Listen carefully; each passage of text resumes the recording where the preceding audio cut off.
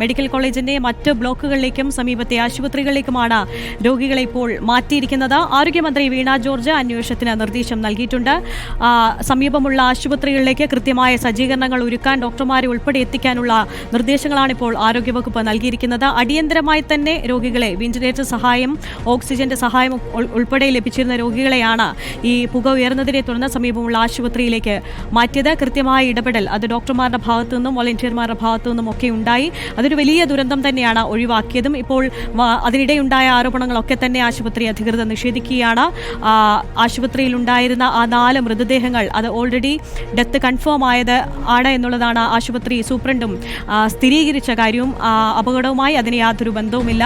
പുക ശ്വസിച്ചല്ല മരണം ഉൾപ്പെടെ സംഭവിച്ചിരിക്കുന്നത് എന്നുള്ളൊരു കാര്യം കൂടി വിശദീകരിക്കുകയായിരുന്നു ആശുപത്രി അധികൃതർ. എന്തായാലും വളരെ ആശ്വാസകരമെന്ന് പറയാൻ ഉണ്ടായിരുന്ന മുഴുവൻ രോഗികളെയും തൊട്ടടുത്തുള്ള ഏറ്റവും സജ്ജീകരണങ്ങൾ ഉൾപ്പെടെയുള്ള അടുത്തുള്ള സ്വകാര്യ ആശുപത്രികളിലേക്കുമൊക്കെ മാറ്റിയിട്ടുണ്ട് എന്ന് തന്നെയാണ്. അടിയന്തരമായി അവർക്ക് ചികിത്സ ലഭ്യമാക്കേണ്ടതുണ്ട്. പ്രത്യേകിച്ച് വെന്റിലേറ്റർ ICUവിൽ ഉൾപ്പെടെ കിടന്ന രോഗികളാണ്. ഗുരുതരമായ രീതിയിൽ ഗുരുതരാവസ്ഥയിൽ ഉണ്ടായിരുന്ന രോഗികൾ ഒരുപക്ഷെ അവർ പുക ശ്വസിച്ചിട്ടുണ്ടാകാം. അതേ തുടർന്നുണ്ടാകുന്നുള്ള ബുദ്ധിമുട്ടുകൾ, അതിന് അടിയന്തരമായുള്ള ചികിത്സ ഉൾപ്പെടെ ഉടൻ തന്നെ ലഭ്യമാക്കേണ്ട സജ്ജീകരണങ്ങളും ക്രമീകരണങ്ങളുമാണ് ഇപ്പോൾ നിലവിൽ നടന്നുകൊണ്ടിരിക്കുന്നത്. എന്തായാലും കോഴിക്കോട് മെഡിക്കൽ കോളേജിലെ UPS റൂമിലാണ് പുക ഉയർന്നതും UPS പൊട്ടിത്തെറിച്ചുണ്ടായ ഒരു അപകടം എന്നുള്ള ഒരു സ്ഥിരീകരിക്കാത്ത വിവരമാണ്. എങ്കിൽ പോലും വലിയ രീതിയിലുള്ള അപകടം ഒഴിവാകുകയായിരുന്നു. ഇപ്പോൾ ബീച്ച് ഹോസ്പിറ്റലിലും എല്ലാ രോഗികൾക്കുമുള്ള സജ്ജീകരണങ്ങൾ ലഭ്യമാകുമെന്ന് ആരോഗ്യമന്ത്രി അറിയിച്ചിട്ടുണ്ട്. മെഡിക്കൽ കോളേജിലെ ഡോക്ടർമാരുടെ സേവനം കൂടി ബീച്ച് ഹോസ്പിറ്റലിൽ ലഭ്യമാക്കും എന്ന് തന്നെയാണ് ആരോഗ്യവകുപ്പ് അറിയിച്ചിരിക്കുന്നത്. സിനോജ് തോമസ് ഉണ്ട് കൂടുതൽ വിവരങ്ങളുമായി. സിനോജ്, ഇപ്പോൾ മറ്റ് ആശുപത്രികളിലേക്ക് മാറ്റിയ രോഗികളുടെ കാര്യത്തിൽ എന്തെങ്കിലും വിവരങ്ങൾ നമുക്ക് ലഭ്യമാകുന്നുണ്ടോ?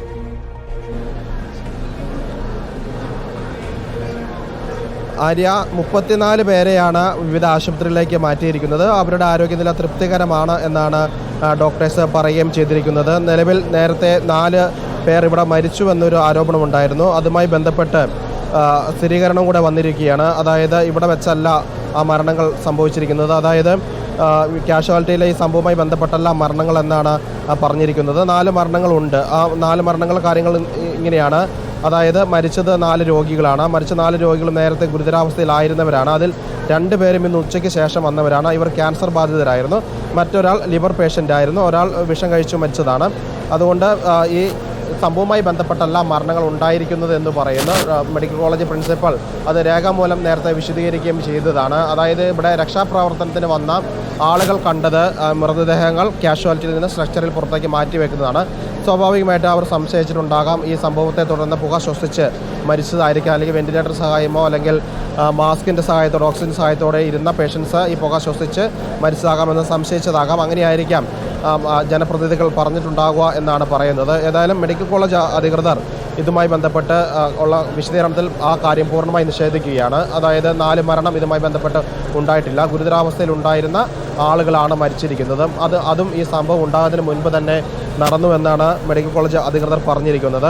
ഏതായാലും ഇവിടെ നിന്ന് 34 പേഷ്യൻസിനെ വിവിധ ആശുപത്രികളിലേക്ക് മാറ്റിയിട്ടുണ്ട്. അതിൻ്റെ കണക്കുകൾ എന്ന് പറയുന്നത് മിംസിലേക്ക് മാറ്റിയിരിക്കുന്നത് ആകെ 3 പേരെയാണ്. ഗവൺമെൻറ് ജനറൽ ഹോസ്പിറ്റൽ, അതായത് ബീച്ച് ആശുപത്രിയിലേക്കാണ് ഏറ്റവും കൂടുതൽ ആളുകളെ മാറ്റിയിരിക്കുന്നത്. 12 പേരെയാണ് മാറ്റിയിരിക്കുന്നത്. ബേബി മെമ്മോറിയൽ ആശുപത്രിയിലേക്ക് 6 പേരെ മാറ്റിയിരിക്കുന്നു. ഇക്ര ആശുപത്രിയിലേക്ക് 8 പേരെ മാറ്റിയിട്ടുണ്ട്. നിർമ്മല ആശുപത്രിയിലേക്ക് 2 പേരെ മാറ്റിയിട്ടുണ്ട്. സഹകരണ ആശുപത്രി, എരഞ്ഞിപ്പാലത്തെ സഹകരണ ആശുപത്രിയിലേക്ക് ഒരാളെയും, ഒപ്പം തന്നെ സ്റ്റാർ കെയർ ആശുപത്രിയിലേക്ക് 2 പേരെയുമാണ് മാറ്റിയിരിക്കുന്നത്. അങ്ങനെ 34 പേരെ മാറ്റിയിട്ടുണ്ട്. അവരുടെ ആരോഗ്യനിലകളൊക്കെ തന്നെ മെഡിക്കൽ കോളേജ് അധികൃതർ പരിശോധിച്ച് വരികയാണ്. അതോടൊപ്പം ബീച്ച് ജനറൽ ആശുപത്രിയിൽ കാഷ്വാലിറ്റിയുടെ പ്രവർത്തനം സജ്ജമാക്കാൻ വേണ്ടി കോഴിക്കോട് മെഡിക്കൽ കോളേജ് ആശുപത്രിയിലെ ഡോക്ടേഴ്സിനെ അവിടെ ഡ്യൂട്ടിക്ക് നിയോഗിച്ചിട്ടുണ്ട് എന്നാണ് പറയുന്നത്. നിലവിൽ കാഷ്വാലിറ്റി മുഴുവൻ വൃത്തിയാക്കുന്ന നടപടികൾ നടന്നുകൊണ്ടിരിക്കുകയാണ്.